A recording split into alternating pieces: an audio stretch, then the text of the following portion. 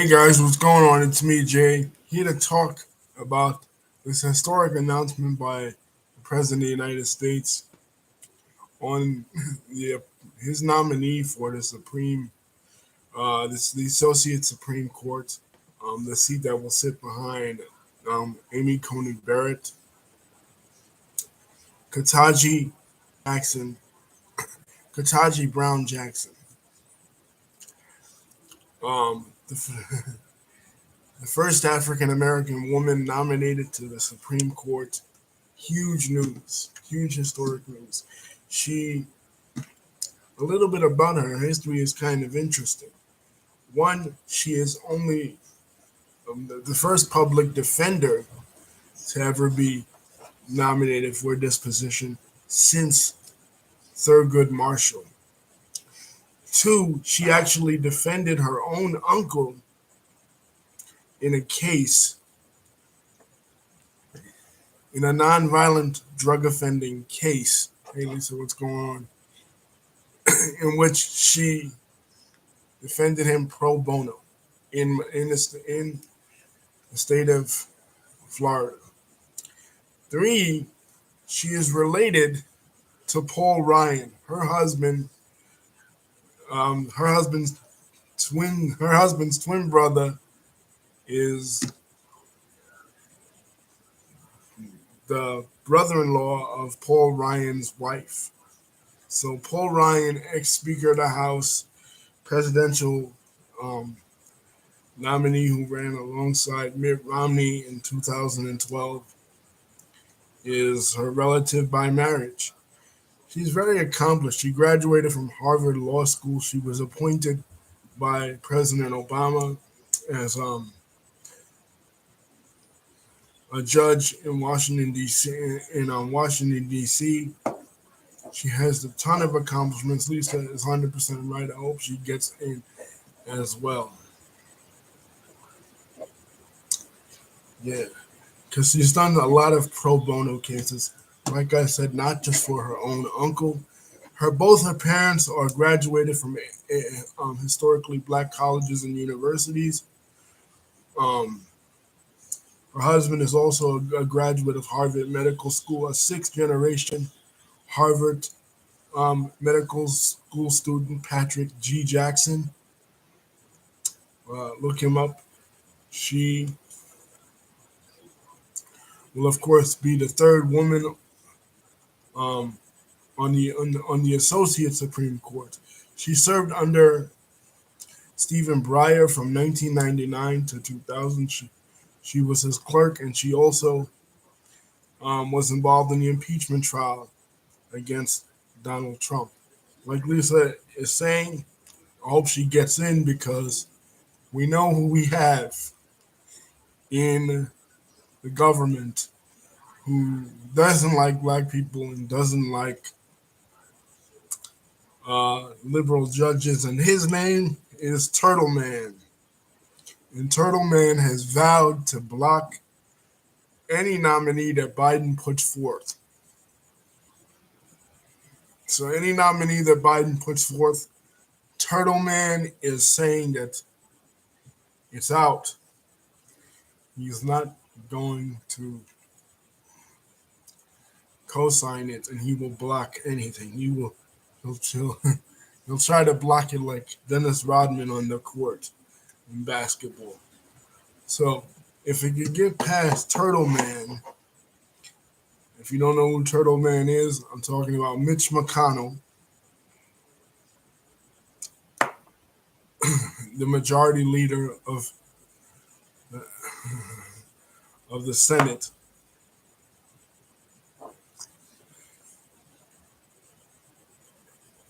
He's mainly the one responsible for blocking a lot of Barack Obama's nominees, specifically Merrick Garland in 2015. So, right, Lisa is correct. If she gets in, she will be the third woman and the first black woman on the Supreme Court. This is good. because this is a promise that Joe Biden himself made on the campaign trail that he would nominate a black woman to the Supreme Court. He said he would, and he delivered on that promise. So, as much as I was trashing the president yesterday, not trashing him, but disagreeing with his positions on Ukraine and the positions that he is taking against Russia, that I felt somewhat was aggressive. On this, I gotta say, this is one of the few rare occasions that a politician actually has a campaign promise and they actually go through with it. They actually do it. This was something he campaigned on, and this was something that he has delivered on. Hopefully, she gets in. She'll make history. She'll be the second African American on the Supreme Court right now. Her and Clarence Thomas. Of course, Clarence Thomas and her have different political affiliations. Clarence Thomas put in by George H.W. Bush.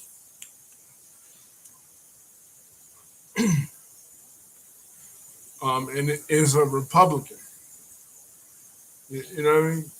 And she is a Democrat. But really, when you're a judge, your political affiliations should not come into play. A judge, the difference between the judicial branch of the government and the legislative branch and the executive branch is that the judicial branch is supposed to be the most impartial branch of the government. They are supposed to go by the law and what the law says. Of course, we're human beings, so we interpret the law through our own lens, right? You can't help but that. But you have to try to do the best you can to not let politics come into play when it comes to judging the law. The law is what it is, and you can't try to put your own spin on it. Well, you shouldn't try to.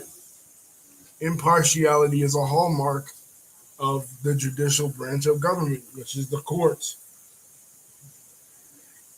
The legislators make the laws, the executives carry them out, and the Supreme and the courts interpret it. That's how you can remember the three branches of government and how they work in concert.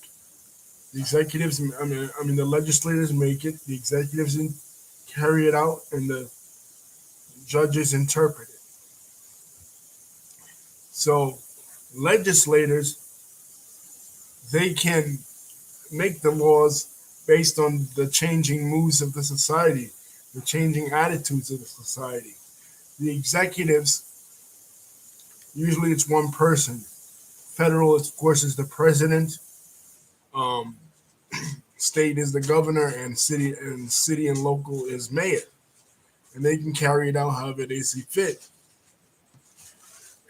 But when it comes to the judges, they can't go by people's moods and opinions, or even their own moods and opinions. They got to go what the law says. So their politics, or the of Clarence Thomas or Miss Brown Jackson shouldn't come into play. But it is a historic thing, and I'm glad that Biden delivered on this promise because, like I said, oftentimes politicians will run, they'll campaign, and they won't. For somebody like in every class that she's been in, whether it be Palmetto High School in Miami or Harvard Law or all these all these other universities, she's graduated at the top of her class. She was once an editor for Time magazine. She was an editor review of the Harvard Law.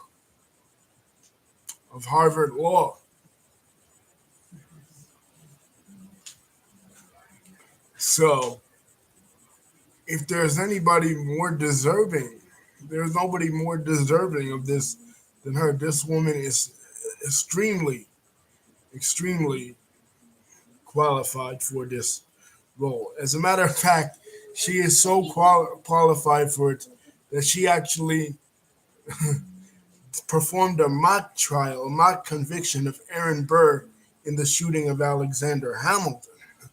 You know what I mean? And she also has studied comedy and she has studied acting. You know what I mean? So she has a performance background as well as a political and legal background. But we got to see, of course, the news is saying right now that Biden is only doing this because, he wants to try to take some of the heat off him because of the, in the midst of the Ukraine Russia situation. Now, I don't think so. Like I said, it was his promise he made. So he's just fulfilling and trying to make good on the promise. One thing really doesn't have anything to do with another issue.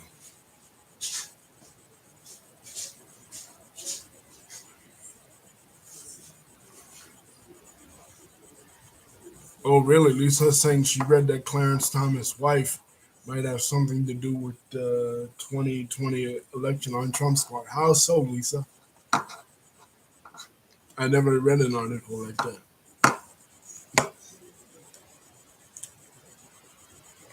And I must say, this lady, not that it matters, not that it should matter what a person looks like, but I must say that she's an attractive, she's an attractive lady. To be on the Supreme Court and she's only 51 years old, to be so young on the Supreme Court. Like, in my experience, when I see these Supreme Court judges, well, besides Amy Coney Barrett, oh wow, besides Amy Coney Barrett and her, usually like they're like Ruth Bader Ginsburg, you know what I mean, or God rest her soul, or Sandra Day O'Connor, God rest her soul, or even Sonia Sotomayor. Not that they're bad looking ladies or anything, but they are older looking.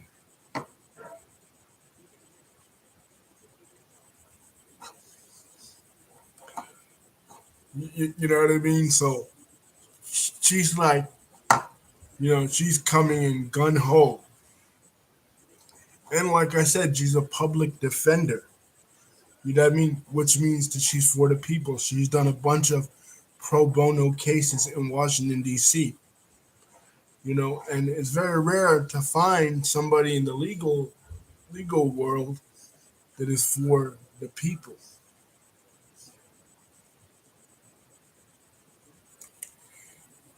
You know what I mean?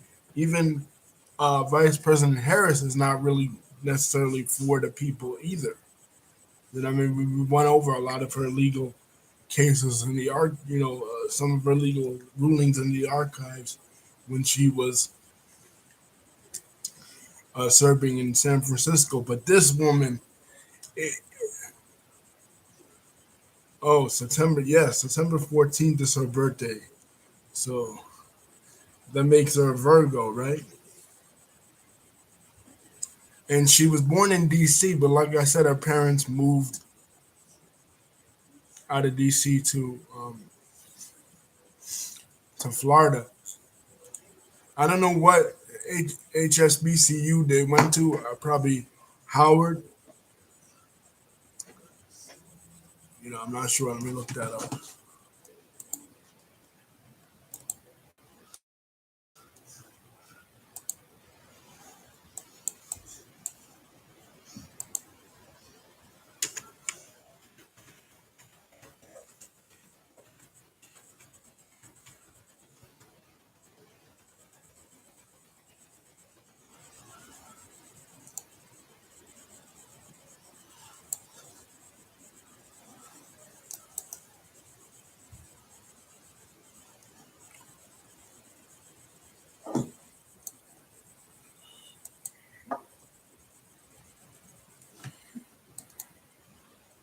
Yeah, it doesn't. Yeah, it is. Yeah, Howard. Yeah, yeah. There you go, Lisa. I was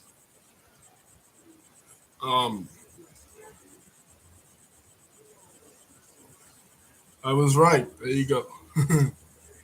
Yeah, I'm really excited about this girl. I wasn't gonna make a video after the Arthur video because I was really gonna do anything really. I was gonna lay low and then tomorrow make a video about um, Mayor Mayor Adams having a sit down with the drill rappers in New York. But hearing this news, I was really excited, and like I said, I gotta give it up to Biden.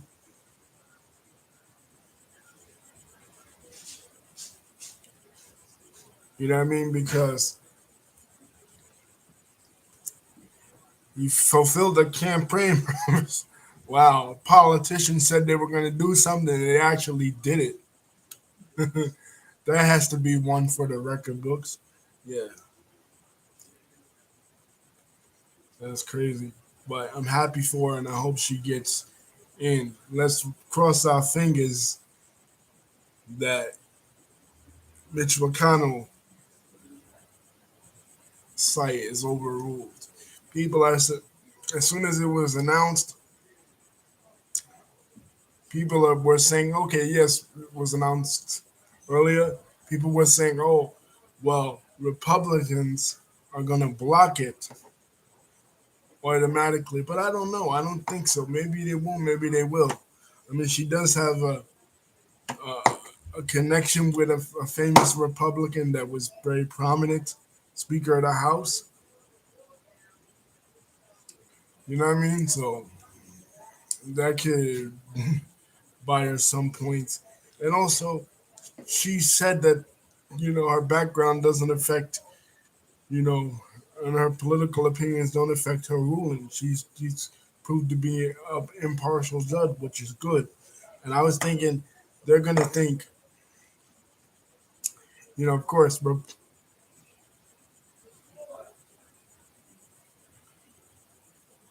right. Lisa's saying the Republicans can't dig up anything on her because she's already said stuff from her past. Yep, Lisa is 100% correct. There's nothing really on her. She has a pretty clean record, so I don't think you know it's not going to be like it was with Sonia Sotomayor, where Sonia Sotomayor indicated in a speech that her ethnicity, being a Latina, would affect the way she sees the world or the way she rules, because they twisted that around and they tried to make it seem like, okay, she's gonna rule against you know white firemen in favor of um, firemen of color, right? When that was not what she said. She said that her ethnicity informs the not the way she rules, but the way she sees the world. It's like our experiences inform the way we all see the world and different things. You know what I'm saying? So with her, with um, Jackson Brown, they can't really, you know, KBJ, I'm gonna call her. You know, they can't really do that with her because she's already come out. She's like Eminem and 8 Mile. She's already come out and she's already said everything negative you're gonna say about her. So she's laid all her cards on the table with her uncle and stuff like that. So that's good. That works in her favor.